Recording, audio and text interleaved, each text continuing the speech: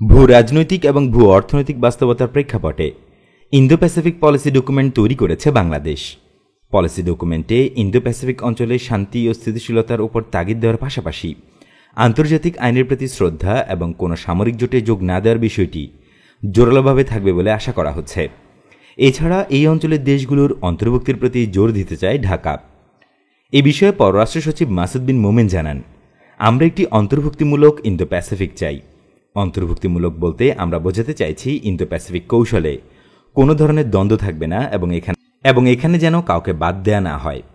তিনি জানান, এখানে যদি সামরিক কোনো জোটের বিষয় থাকে তবে সেটি আমরা পরিহার করব, তবে অর্থনৈতিক বিষয়গুলোতে আমরা সম্পূর্ণভাবে একমত পোষণ করি। ইন্দো প্যাসিফিক অঞ্চল ভৌগোলিকভাবে কত বড় সেটি ভিন্ন ভিন্নভাবে ব্যাখ্যা করেছে একাধিক দেশ। যুক্তরাষ্ট্রের সম্প্রতি প্রকাশিত ইন্দো প্যাসিফিক স্ট্র্যাটেজি অনুযায়ী প্রশান্ত মহাসাগরের মার্কিন উপকূল থেকে শুরু করে গোটা ভারত মহাসাগর এর অন্তর্ভুক্ত।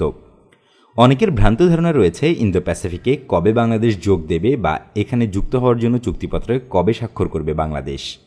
প্রকৃত ঘটনা হচ্ছে, ভৌগোলিকভাবে বাংলাদেশ ইন্দো প্যাসিফিক অঞ্চলেই অবস্থান করছে এবং সেজন্য এখানে যুক্ত হওয়ার কোনো সুযোগ নেই।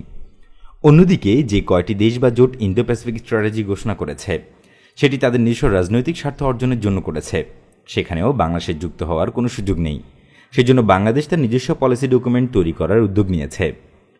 বাংলাদেশ নিরাপত্তার বিষয়টি শুধু সংকীর্ণ প্রতিরক্ষা বা সামরিক দৃষ্টিকোণ থেকে নয়, বরং সামগ্রিক নিরাপত্তা উপাদান যেমন খাদ্য, পানি, জলবায়ু, জ্বালানি এবং সর্বোপরি মানব নিরাপত্তার দৃষ্টিকোণ থেকে দেখে।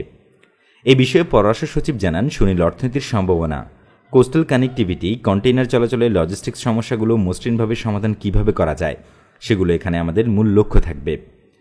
তিনি জানান, শুধু বাণিজ্যিকভাবে চিন্তা করলেও এখানকার পরিবেশ নিরাপদ থাকা দরকার। বাংলাদেশ ছাড়াও অন্যান্য দেশগুলো যাতে করে সমুদ্রে অবাধ চলাচল করতে পারে এবং সার্বিক ইন্দো প্যাসিফিকের যে লক্ষ্য সেটির সঙ্গে সামঞ্জস্যপূর্ণ নয় এমন কোনো কৌশল না থাকাটাই বাংলাদেশের কাম্য।